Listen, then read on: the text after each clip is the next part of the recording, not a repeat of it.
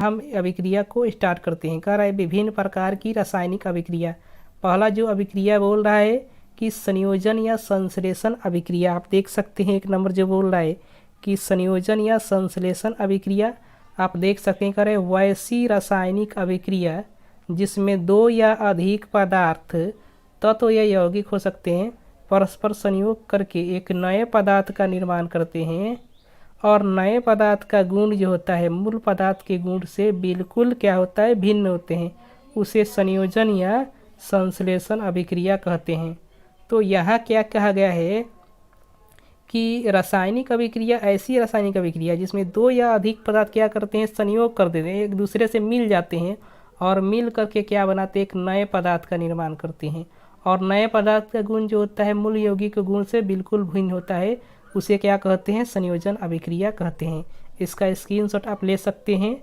तो यहाँ देखिए इसकी लिए क्या करेंगे एग्जाम्पल आप देंगे, इसकी जो है परिभाषा लिख करके एग्जाम्पल भी देना आवश्यक होता है, इसलिए एग्जाम्पल भी आप देंगे। यहाँ हम आपको एग्जाम्पल कुछ दे रहे हैं। एग्जाम्पल देख सकते हैं C+O2 बन जाता है CO2। तो C कार्बन है, O2 ऑक्सीजन है और CO2 कार्बन डाइऑक्साइड है।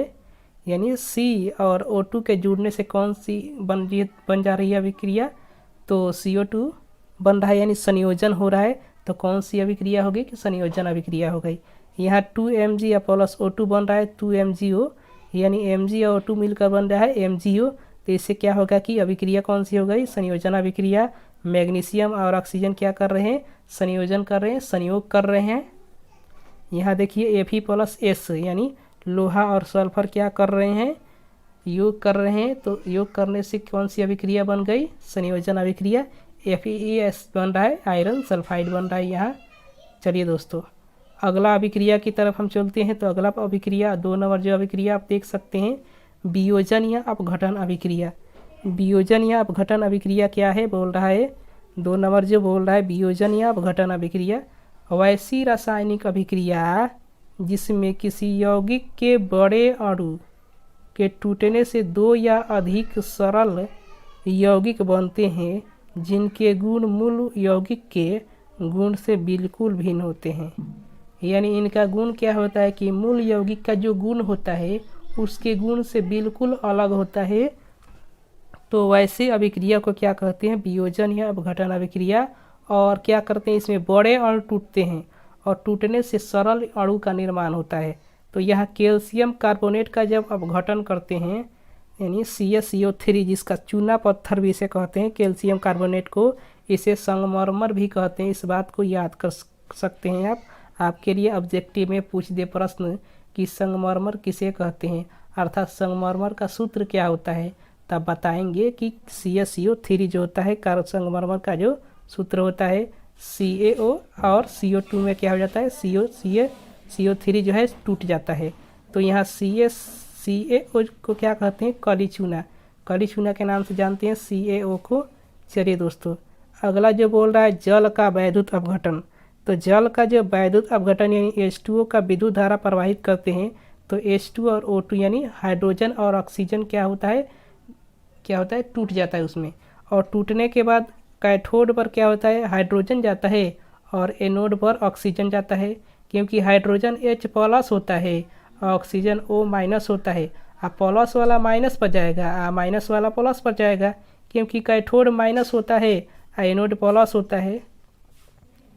होता है तो माइनस ऑक्सीजन है तो एनोड पर जाएगा और हाइड्रोजन प्लस है तो ये क्या जाएगा कैथोड पर जाएगा। इस बात को आप समझ सकते हैं।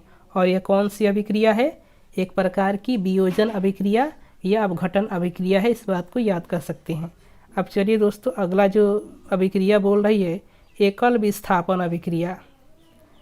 अब कह रहा है एकल विस्थापन अभिक्रिया 3 नंबर की वैसी रासायनिक अभिक्रिया जिसमें किसी अणु में उपस्थित किसी परमाणु या परमाणुओं के समूह को किसी दूसरे परमाणु द्वारा क्या किया जाता है विस्थापित कर दिया जाता है, एकल विस्थापन अभिक्रिया कहलाती है। यानी किसी अणु में उपस्थित परमाणु या परमाणुओं के समूह को किसी दूसरे परमाणु द्वारा क्या कर दिया जाता है विस्थापित कर दिया जाता है, उसी को क्या कहते हैं एकल विस्थापन अभिक्रिया। अब यहाँ क्या किया है लोहा है और CuSO4 यानी कॉपर सल्फेट है, तो लोहा के द्वारा कॉपर को क्या किया जाए, यहाँ से विस्थापित कर दिया जा रहा है। तो करने के बाद क्या बन रहा है, FeSO4 और प्लस Cu क्या हो जा रहा है, कॉपर बाहर निकल जा रहा है। तो ये कौन सी अभिक्रिया है, एकल विस्थापन अभिक्रिया, यानी इसे विस्थापन अभिक्रिया भी आप कह सकते हैं। तो चलिए दोस्तों अगले जो है एग्जाम्पल की तरफ चलते हैं। अगला एग्जाम्पल आप देख सकते हैं Zn और CuSO4। तो Zn जो है यानी जिंक जो है क्या कर रहा है, Cu को क्या कर रहा है, यानी कॉपर को विस्थापित कर दे रहा है। तो कॉपर बाहर निकल जा रहा है और Zn उस SO4 क्या हो रहा है, यहाँ बन जा रहा है, यानी जिंक सल्फेट इसको कहते हैं। तो आप इसे समझ सकते हैं। तो ये कौन सी अभिक्रिया हो गई, विस्थापन अभिक्रिया हो गई। अब चलिए अगली अभिक्रिया की तरफ चलते हैं। तो अगला पर अभिक्रिया जो आप देख सकते हैं बोल रहा है द्विविस्थापन अभिक्रिया। द्विविस्थापन अभिक्रिया जो है इसे आप समझ सकते हैं, इसे उभय विस्थापन अभिक्रिया भी कहते हैं। इस बात को आप समझ सकते हैं। कह रहे वैसी रासायनिक अभिक्रिया जिसमें दो यौगिक अपने आयनों का विनिमय या आदान प्रदान करके दो नए यौगिकों का निर्माण करते हैं, द्विविस्थापन अभिक्रिया कहलाती है। यानी दो यौगिक होते हैं इसमें और एक दूसरे के आयनों का क्या करते हैं, आदान प्रदान करते हैं। यानी इसका आयन उसमें और उसका आयन इसमें क्या हो जाता है, चल जाता है। जैसे आप देख सकते हैं XY AB दिया है, यहाँ आपको हम दिखाने की कोशिश करेंगे।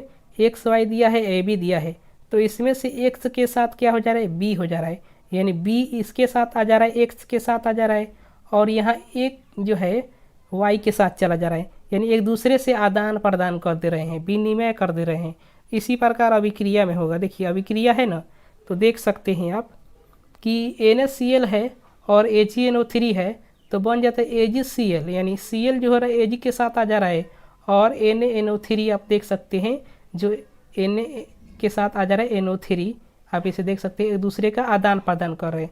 अब यहाँ देखिए कि ये क्यों आ रहा है, तो ये NaCl में ना Na जो होता है यानी सोडियम जो होता है वो प्लस में होता है और जो क्लोरीन जो होता है वो माइनस में होता है।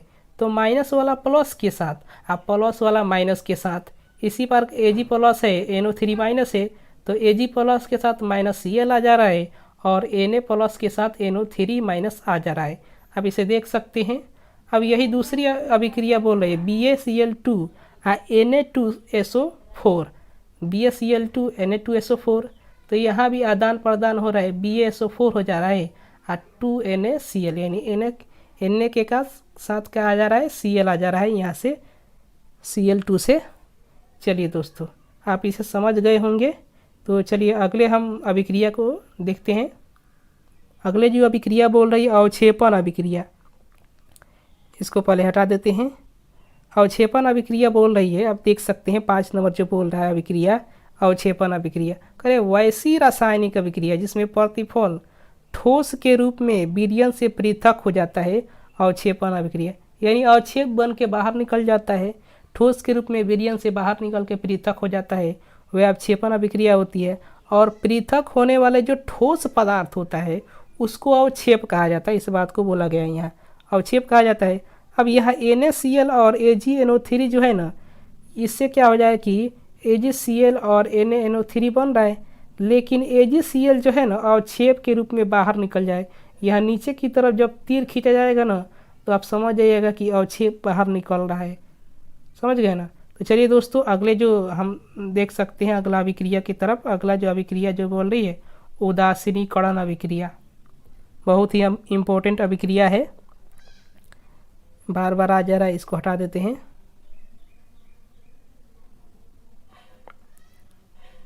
हट गया। अब है 6 नंबर जो बोल रही है उदासीनीकरण अभिक्रिया। अब अगर है वैसी रासायनिक अभिक्रिया जिसमें कोई अम्ल किसी भस्म के साथ अभिक्रिया करके लवण और जल बनाता है, उदासीनीकरण अभिक्रिया कहलाती है। यानी अम्ल और भस्म के बीच क्या होती है, इसमें अभिक्रिया होती है और दोनों एक दूसरे से जब अभिक्रिया करते हैं ना, तो क्या बनता है, लवण बनता है और जल बनता है। यहाँ आप देख सकते हैं। अब क्या हुआ, यहाँ देखिए, यहाँ देखिए बोल रहा है कि HCl और NaOH, NaCl और H2O बन रहा है। तो HCl कौन सी अम्ल है? हाइड्रोक्लोरिक अम्ल है। और NaOH जो है सोडियम हाइड्रोक्साइड है।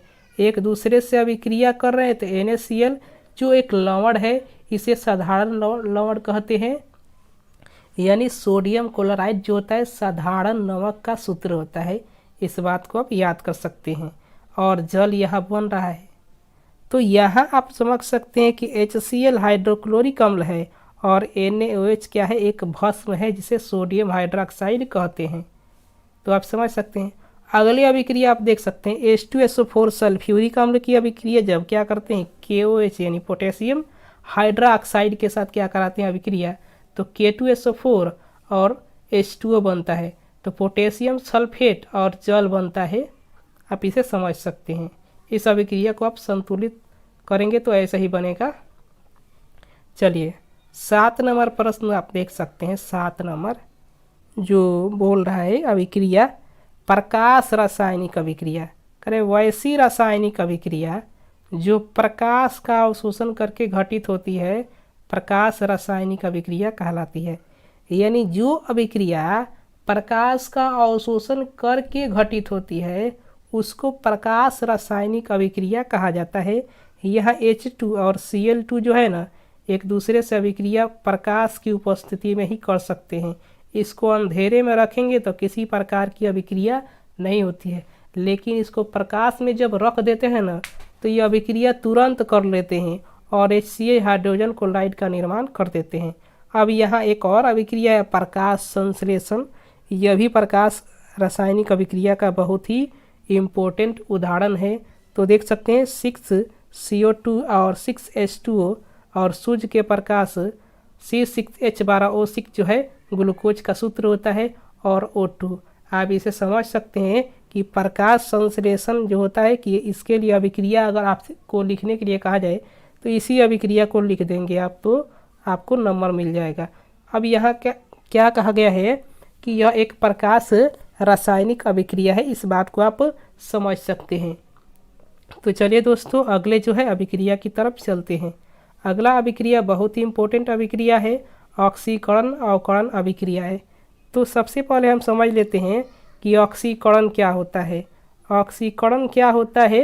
एक नंबर जो बोल रहा है ऑक्सीकरण क्या होता है, तो वैसी रासायनिक अभिक्रिया जिसमें किसी तत्व या यौगिक से ऑक्सीजन का संयोग या किसी यौगिक से हाइड्रोजन का निष्कासन होता है, ऑक्सीकरण का कहलाती है, यानी ऑक्सीकरण अभिक्रिया कहलाती है।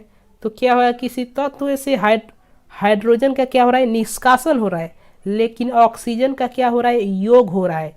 ऑक्सीजन जुड़ रहा है और हाइड्रोजन निकल रहा है। तो वैसी अभिक्रिया को क्या कहते हैं, ऑक्सीकरण अभिक्रिया कहते हैं। अब यहाँ देखिए आपको बताना है कि यहाँ C है, इसके साथ O2 जोड़ रहा है, यानी ऑक्सीजन जुड़ रहा है। तो जुड़ने के बाद क्या हो रहा है कि CO2 बन रहा है। तो ये कौन सी अभिक्रिया है, ऑक्सीकरण अभिक्रिया है। और S जुड़ रहा है और O2 क्या हो रहा है, यानी S के साथ सल्फर के साथ जो है O2 यानी ऑक्सीजन जुड़ रहा है तो SO2 बन रहा है। तो यह भी कौन सी अभिक्रिया है, ऑक्सीकरण अभिक्रिया है। अब बताते हैं अवकरण अभिक्रिया क्या होती है। अवकरण अभिक्रिया हम आपको बताने की कोशिश करते हैं। करें कि वैसी रासायनिक अभिक्रियाएं जिसमें किसी तत्व या यौगिक के साथ हाइड्रोजन का संयोग होता है और किसी यौगिक से ऑक्सीजन का क्या होता है, निष्कासन होता है, अवकरण अभिक्रिया कहलाती है। यानी यहाँ क्या हो रहा है कि ऑक्सीजन का निष्कासन हो रहा है और हाइड्रोजन का क्या हो रहा है, संयोग हो रहा है। तो ये कौन सी अभिक्रिया हो गई, अवकरण अभिक्रिया हो गई। जैसे में आप एग्जाम्पल में देख सकते हैं H2 और O2 बन रहा है H2O। तो यहाँ क्या हो रहा है कि H2 जो है ना हाइड्रोजन है, हाइड्रोजन का संयोग ऑक्सीजन के साथ हो रहा है। यहाँ H2 और Cl2 2HCl बन रहा है। तो हाइड्रोजन का संयोग किसके साथ हो रहा है, क्लोरीन के साथ हो रहा है, जिससे 2HCl बन रहा है। अगली अभिक्रिया, अब यहाँ हम बात बताते हैं आपको कि अवकरण अभिक्रियाएं जो है ना ऑक्सीकरण के ठीक उल्टी होती है। यानी इसमें क्या हो रहा है कि ऑक्सीकरण में ऑक्सीजन का संयोग होता है, तो अवकरण में ऑक्सीजन का क्या होता है, निष्कासन होता है। अवकरण में हाइड्रोजन का संयोग होता है, तो ऑक्सीकरण में हाइड्रोजन का निष्कासन होता है, आप देख सकते हैं। तो इसी प्रकार समझ सकते हैं। अगला जो बोल रहा है रेडॉक्स अभिक्रिया, बहुत ही इंपॉर्टेंट अभिक्रिया है। देखिए, ऑक्सीकरण एवं अवकरण एक विशेष प्रकार की रासायनिक अभिक्रिया है जो सदैव साथ साथ होती है। इन दोनों को सम्मिलित रूप से रेडॉक्स अभिक्रिया कहते हैं। यानी आपको बात बतानी है कि ऑक्सीकरण और अवकरण वैसी रासायनिक अभिक्रिया है जो हमेशा एक दूसरे के साथ साथ होती है। तो साथ साथ होने की वजह से इनको क्या कहते हैं, रेडॉक्स अभिक्रिया कहते हैं। अब यहाँ देख सकते हैं साथ साथ कैसे होती है अभिक्रिया, यह आप इसे देख सकते हैं। दो एग्जाम्पल दिया गया। पहला एग्जाम्पल समझिए आप। पहला एग्जाम्पल आप समझिए जो बोल रहा है यहाँ। पहला एग्जाम्पल CuO और H2 बन रहा है Cu और H2O। तो यहाँ देखिए, यहाँ से ऊपर क्या, यहाँ अवकरण हो रहा है क्योंकि यहाँ से ऑक्सीजन का निष्कासन हो रहा है, तो अवकरण हो रहा है। यहाँ ऑक्सीजन का निष्कासन हो रहा है। यहाँ H2, यहाँ ऑक्सीकरण क्यों हो रहा है, क्योंकि ऑक्सीजन H2 के साथ क्या हो रहा है, जुट रहा है, तो H2O बन रहा है। तो यहाँ ऑक्सीजन का संयोग हो रहा है, तो क्या हो रहा है, ऑक्सीकरण। इसे आप समझ सकते हैं। इसी बात को इसी प्रकार यहाँ समझ सकते हैं। देखिए समझिए, H2S और Cl2 जो है ना, तो यहाँ क्या हो रहा है कि ऑक्सीकरण क्यों हो रहा है, क्योंकि हाइड्रोजन का निष्कासन हो रहा है। और Cl2 के साथ क्या हो रहा है कि अवकरण क्यों हो रहा है, क्योंकि हाइड्रोजन के साथ क्या हो रहा है कि इसका क्या हो रहा है, संयोग हो रहा है, तो अवकरण हो रहा है। तो चलिए दोस्तों, यही हम प्रश्न को समाप्त करते हैं और अगले प्रश्न के साथ आपके अगले वीडियो में लेंगे। तब तक के लिए धन्यवाद।